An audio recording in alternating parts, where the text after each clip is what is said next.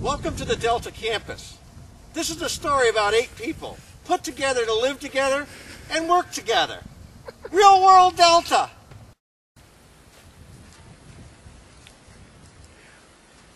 We had created our own LED, limited emitted diode lights that we imported from China, and we put those along with a solar panel, and what we've created is the first LED solar parking lot lights. So our parking lot is totally lit by using solar power. They're stored with batteries down below ground, and this is able to do the property about 90% of the time on an annual basis with solar power. One of the ways in which you can save energy is you can provide for your employees a reserve for alternate fuel vehicles. So one of the things we do is if you're good enough to purchase an alternate fuel vehicle, we'll provide you the place to plug it in. Right now we do that with electricity, and as we get into other forms of power, we plan to provide parking spaces for that as well. Another thing you can do to help increase sustainability around your property is provide special reserved parking places for people that carpool. Anyone who brings 2 or more to a vehicle, we provide you with a reserved space up front for carpooling. That'll encourage folks to bring their neighbors with them to work. One of the things that we're concerned about is bringing in outside air into the building. So where we're up here on 133 beautiful acres, the last thing you want to do is bring cigarette smoke into the building. So we've provided a gazebo for those employees that wish to smoke far away from the building, so the effluent from their smoke won't get drawn back into the building through the air handlers. Part of our tri-generation heating and cooling system is we've taken additional heat that's created, and rather than have it go to waste, we put it underneath our sidewalks through coils, very similar to a radiant heat situation, and that saves us having to shovel or plow our sidewalks. It's all done with extra heat that otherwise would just be to waste. One of your largest areas that helps retain heat is paved parking lots. That's why in the summertime you're so hot when you're in the city. So one of the things we did up here in the country is we have white limestone on our parking lot. That reflects. Therefore, when you get in your vehicle, it's not as hot, and it also doesn't heat up the entire campus that much. So again, multiply that into the city, and if we had white pavement instead of black pavement, you would save a lot of heat that's created by things that we do. One of the things that we did with all of our exterior windows is we put a thin film on the outside of them. If you notice, it looks a little bronzy. One of the ways you're trying to cool your building, but what we do is we let the heat in through our windows. So we have put this reflective bronze on, which actually keeps about 20% of the heat that would normally come in your windows outside, which therefore takes the pressure off your cooling units in the summertime. In other words, you're not trying to cool down the building as much because you don't let the heat in through the bright windows. Go. Going to become common as we go forward, but right now, biometrics as a way to enter the building. Your fingerprint is your key. You don't need a key or a swipe card, and you don't have to worry about leaving it home. It's with you every day. So we use a biometric entry system. One of the things that we did from the start is we're out here on 133 acres, is we cut down the trees and took them to mill. They were made into the pine lumber that you see on the walls here at this building. So again, we didn't just take lumber bought at the local mill and do it. We actually took it right from the land, cut it, had it trimmed, kiln dried, and then brought back in. And it provides the walls that you see in about 80% of this building. One of the things you'll notice is the inside of the building has a lot of natural light from the outside. About 90% of this building, wherever you're standing inside, you can see outside.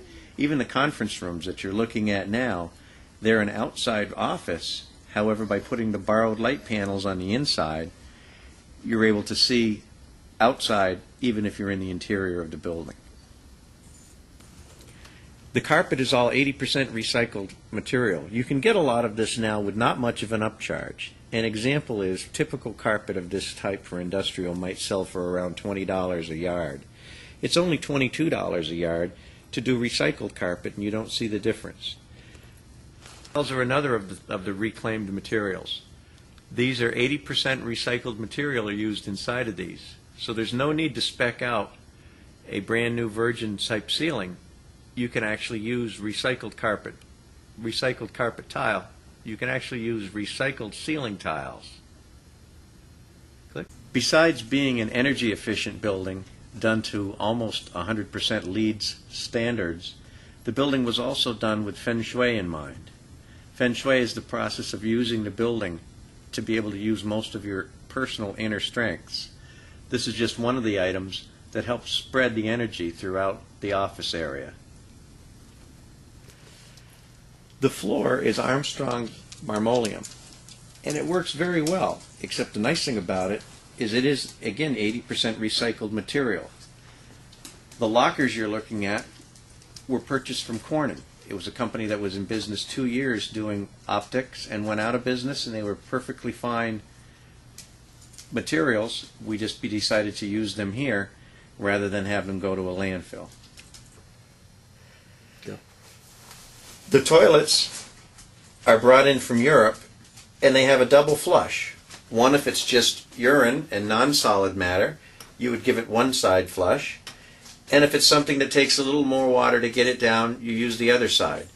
A very inexpensive thing to do. You just need to spec it when you're building your building. The walls are all non-VOC, volatile organic compound, non-VOC paints. In other words, they don't give off any bad gases and are good for the environment. Again, not much of an upcharge and does a lot for you. All the overhead lights have a sensor on them. It basically interprets how much outside light is coming in. And if it's a very bright day, these lights don't need to be as bright. If it's a cloudy day, this sensor feels it, and these lights intensify. It cuts down on your amount of electricity you need for your overhead lighting. The nice thing about the Delta campus, it's 133 acres. 80% of that land is now preserved forever by deed. So therefore, we're only going to touch about 25 acres of this land. This is an example of where we're taking 1 acre and we're putting 9 cluster houses on it. So this will allow 9 houses to be on 1 acre, and the reason they don't need much land is because they get to enjoy the other 80 plus acres of open land that surrounds them.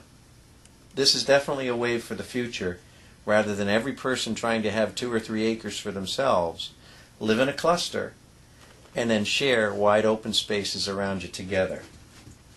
The floor is another example. This was oak. In Vermont, we're pretty much pine oriented.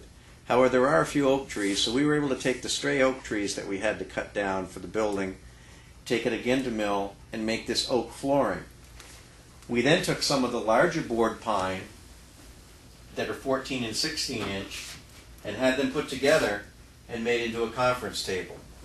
So again, all the wood that you see in this particular room came from the land and was recycled. One of the innovations that the Japanese used many years ago is when they would do an assembly line work, they would work as a team. Well, we've taken that concept here in the office, and if you notice, there's no walls. This is an office with no walls. Therefore, the neighbors can interact with each other that are working together. If a person has a question, they simply need to look up over the top of the cubicle and talk to their coworker.